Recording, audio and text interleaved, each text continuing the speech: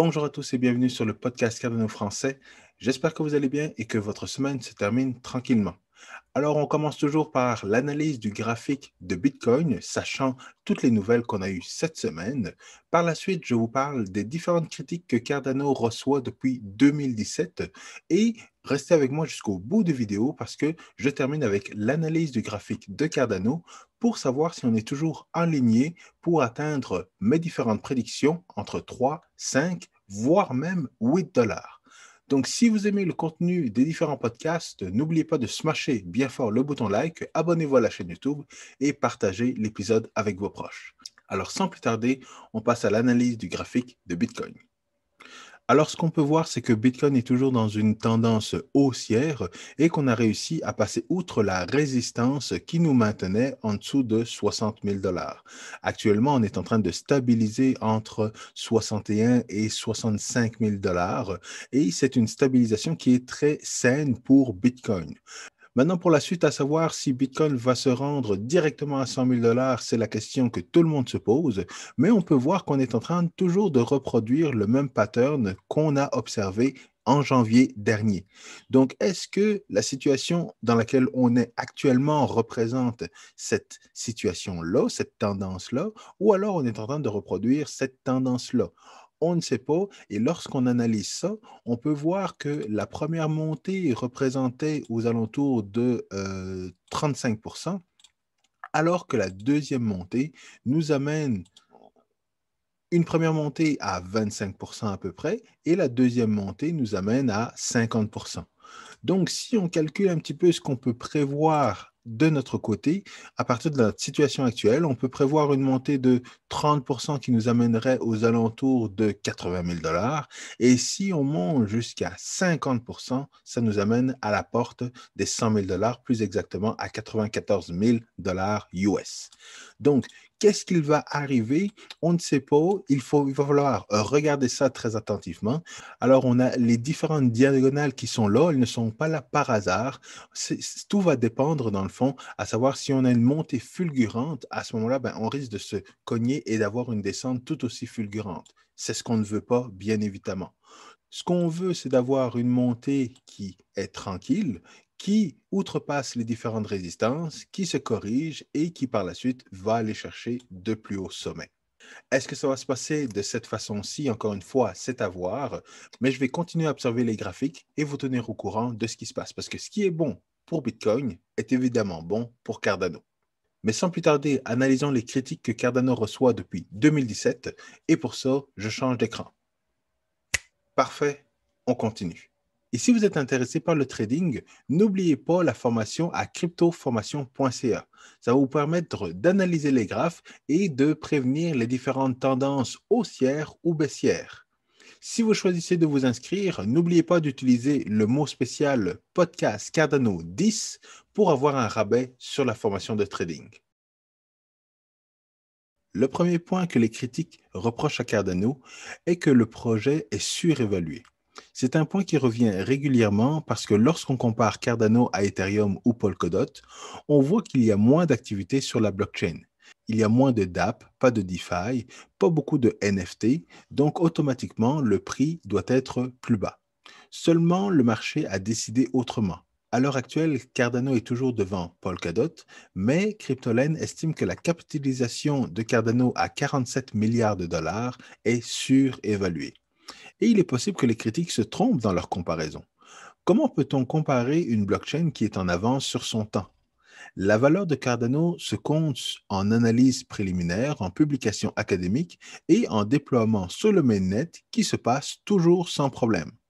Avec la communauté, les partenaires privés et le gouvernement qui n'attendent que l'arrivée des contre-intelligents sur Cardano, je pense plutôt que Cardano est sous-évalué. Nous pouvons le comparer à ce qui existe actuellement, mais Cardano n'est pas là pour concurrencer ce qui est actuellement sur le marché de la crypto. Cardano ne veut pas perdre son temps avec Ethereum 2.0 ou Polkadot. La valeur actuelle de Cardano prend en compte ce qui est disponible et ce qui sera disponible sur la blockchain prochainement. Les contrats intelligents, la gouvernance, la performance vont amener Cardano à montrer son vrai potentiel. Et à ce moment-là, les critiques devront changer de disque parce que 47 milliards de capitalisation n'est rien à comparer à ce qui arrive. Le deuxième point que les critiques adorent nous remettre sous le nez est le manque d'écosystème. Ils définissent Cardano de blockchain fantôme, et ça me fait vraiment rire. Définir Cardano de ghost chain, c'est comme de dire que le restaurant n'est pas populaire parce que les gens sont juste assis au bar, alors que les serveurs sont en train de préparer les tables à l'arrière. Il y a déjà tout un écosystème derrière Cardano, avec BeefChain, Tangem, New Balance, Coty, les partenariats avec le gouvernement de Wyoming, la Géorgie et le développement de tout ce qui se passe en Afrique. Et c'est sans compter la centaine de compagnies qui se préparent au Plutus testnet et à la sortie officielle de Goguen. En plus, je me pose vraiment la question sur les personnes qui critiquent l'écosystème de Cardano. Parce que développer un écosystème sans contrat intelligent n'est pas évident, à moins d'être Bitcoin. Et pourtant, c'est ce que Cardano a fait et continue de faire. Cela a toujours été la stratégie du projet Cardano. Préparer la communauté à développer des applications sécuritaires, les développeurs peuvent déjà s'inscrire pour devenir des pionniers et former la prochaine génération de développeurs, tout comme ce qui a été fait avec les stakepool opérateurs. Et en moins d'un an, Cardano est passé de blockchain contrôlée par quelques entités à une blockchain 100% décentralisée. Donc, que pensez-vous qu'il risque d'arriver dans les 12 prochains mois? Il est encore temps de faire le plein d'EDA, mais c'est surtout pas un conseil financier. On parlait justement de centralisation et c'est le point numéro un des bitcoins maximalistes. Que ce soit Cardano, Ethereum ou Polkadot, de un, on est tous des shitcoins pour eux. De deux, nous sommes centralisés. Et à chaque fois, c'est la même chanson. Et cela me fait toujours plaisir de répondre à ce genre de commentaires.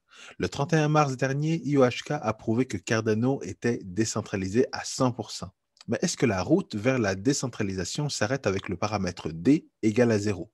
Bien sûr que non. Il reste encore des étapes à réaliser pour rendre la blockchain beaucoup plus décentralisée. Actuellement, les stakepool opérateurs utilisent des relais pour propager les blocs sur le réseau. Mais bientôt, ils seront en mesure de communiquer directement entre eux. C'est ce qu'on appelle le peer-to-peer, exactement comme le protocole BitTorrent.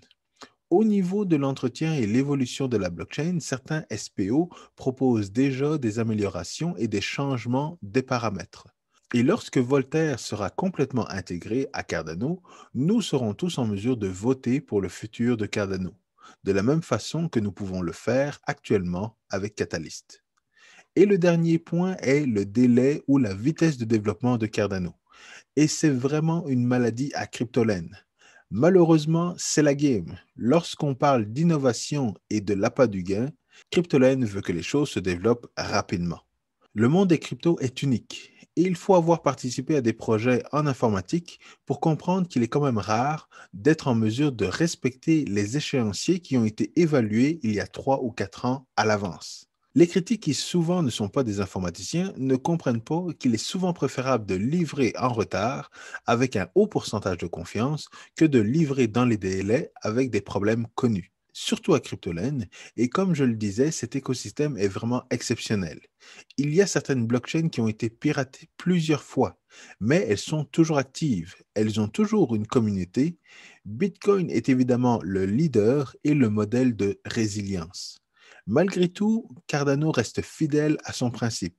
On travaille en étapes, on exige le même niveau de qualité et de sécurité au niveau du code que la NASA qui développe des applications pour envoyer des astronautes dans l'espace. Donc, s'il est mieux de retarder une mise à jour pour éviter le piratage des applications et des contrats intelligents, moi, je n'ai aucun problème avec ça. Je ne sais même pas quelle critique aurait d'ailleurs des problèmes dans ce contexte. L'écosystème de la blockchain a encore besoin de quelques années avant d'arriver à pleine maturité.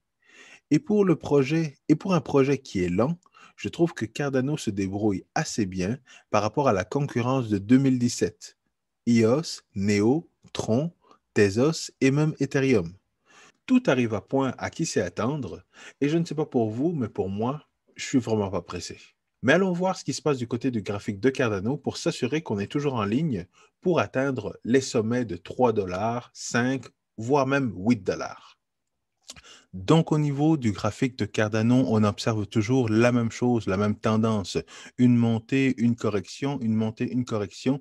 Et de ce côté-ci, on a eu une montée puis une stabilisation. Donc, c'était la zone d'accumulation avant d'avoir un rallye vers un nouveau all-time high de 1,56 $ à peu près. Ce qu'on voit ici, c'est qu'on a encore une fois toujours le même pattern avec une double correction ou une double descente. Dans le fond, on voit que ça monte, ça descend, ça monte et ça redescend. On voit que ça se reproduit également ici et on voit qu'encore une fois, on a la même chose avec une montée, une correction, une montée et une petite descente. Mais ce qu'on va espérer, c'est de se maintenir au-dessus de la zone de résistance à 1,44 $ à peu près. Donc, si on peut se maintenir juste au-dessus, ça va être très encourageant. Et ça va être encore une fois une zone d'accumulation qui devrait durer beaucoup moins longtemps que ce qu'on avait juste ici. Mais en même temps, ce n'est pas grave. Si jamais on range entre 1,44 et 1,35, 1,34 à peu près, ce serait très bon aussi de rester dans cette zone-là parce que c'est toujours des zones d'accumulation avant ce qui arrive et les nouvelles qui vont arriver dans les prochains jours et les prochaines semaines sont très encourageantes. Donc, dans une semaine, on va avoir le Cardano 360 qui nous donne toujours l'information sur ce qui s'est passé mensuellement dans le projet Cardano. Ce qu'on a très hâte également d'avoir comme information, c'est le développement de Cardano en Afrique. Alors ça, encore une fois, ça va jouer au niveau du prix, ça va nous envoyer vers de plus hauts sommets parce que ça va montrer concrètement ce que le projet Cardano est en train de faire et en train de bâtir en Afrique. Le troisième élément, c'est la sortie du testnet pour les smart contracts. Donc, on voit que mi-avril, donc dans quelques jours, on devrait avoir la sortie du testnet avec le Pioneer Program. Donc, tous les pionniers qui veulent développer des contrats intelligents sur le testnet vont pouvoir le faire et vont pouvoir déployer leurs contrats intelligents, les tester, que ce soit en Plutus ou en Marlowe. Donc, ce que je vous disais également il y a quelques semaines, c'est que les développeurs ne vont pas rester les bras croisés s'ils ont une bonne idée comme on pouvait le voir au niveau des NFT. Donc, le Pioneer Programme, ce sont des développeurs qui ont déjà leur application, qui savent déjà ce qu'ils veulent développer sur la blockchain Cardano. Et lorsqu'ils vont être en mesure de tester leur application sur le testnet, directement à la sortie du mainnet de Google, on va avoir plusieurs applications qui vont sortir et qui vont commencer à faire du bruit dans l'écosystème de Cardano. Donc, même au niveau du testnet, là, on devrait déjà avoir des bonnes nouvelles avec des développeurs qui vont dire qu'ils ont développé des applications, qu'ils les ont testées au niveau du testnet et qu'ils attendent juste le mainnet pour pouvoir aller public et nous offrir des bons produits sur la blockchain Cardano que la communauté va vouloir acheter à la sortie de l'application. Comme on a pu le voir avec Spacebud. Alors, Spacebud, ce sont des NFT qui sont sortis sur la blockchain Cardano et que le développeur, comme je vous le disais, ne s'est pas tourné les pouces parce qu'il n'avait pas tous les outils au niveau de la blockchain Cardano. Il n'avait pas certaines informations, certaines librairies, alors il les a développées lui-même sur la blockchain Cardano pour pouvoir créer ces NFT. Et lorsqu'on regarde ces NFT, là, si on veut acheter des NFT qu'il a sortis, là, il n'y en a plus. Il n'y en a plus. Donc, le presale est fini. Tout le monde attendait ces NFT et lorsque les NFT sont sortis, ils ont directement été achetés. Il y avait 10 000 NFT qu'on pouvait acheter au coût de 50 EDA par NFT et tout a été vendu. Alors, ça s'est passé très rapidement et ce qu'on peut voir, c'est que la personne a justement utilisé les native tokens pour créer des NFT.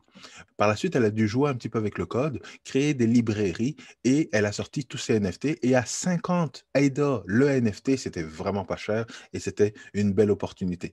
Personnellement, je n'en aurais pas acheté, mais c'était quand même une belle opportunité et le développeur a fait une belle passe d'argent. Alors, ce qu'il y a encore à faire à ce niveau-là, c'est au niveau du trading. Donc, si on veut échanger un NFT, ça, c'est pas encore disponible. Ça va être disponible bientôt. Mais comme on le voit, il y a déjà des produits qui sont développés sur la blockchain Cardano. Et avec le Pioneer Testnet, avec le testnet des contrats intelligents et la sortie de Google, on va avoir beaucoup plus d'applications qui vont être prêtes sur la blockchain Cardano, qui vont lancer l'écosystème.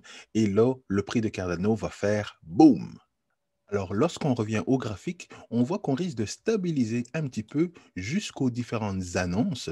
Et lorsque les annonces vont arriver, c'est là qu'on va aller chercher de nouveaux sommets, avoir une petite résistance, redescendre un petit peu probablement, puis aller chercher encore une fois d'autres sommets. Donc, est-ce que je suis toujours confiant au niveau du prix de Cardano? Est-ce qu'il va atteindre 3 dollars ou dépasser le 5 dollars? Oui, parce qu'on a encore beaucoup de temps. Donc, toutes les nouvelles qui vont arriver très prochainement vont nous amener probablement à un prochain sommet. Et nous avons encore tout l'été parce que Gogun ne va arriver que vers le mois d'août. Donc, on a encore beaucoup de temps pour arriver à 3 dollars et même se rendre à 5 dollars au courant de l'été. Alors, je termine là-dessus. Et si vous avez aimé le contenu de ce podcast, n'oubliez pas de smasher bien fort le bouton like, abonnez-vous à la chaîne YouTube et partagez l'épisode avec vos proches. Moi, je vous retrouve très prochainement. À très bientôt. Peace.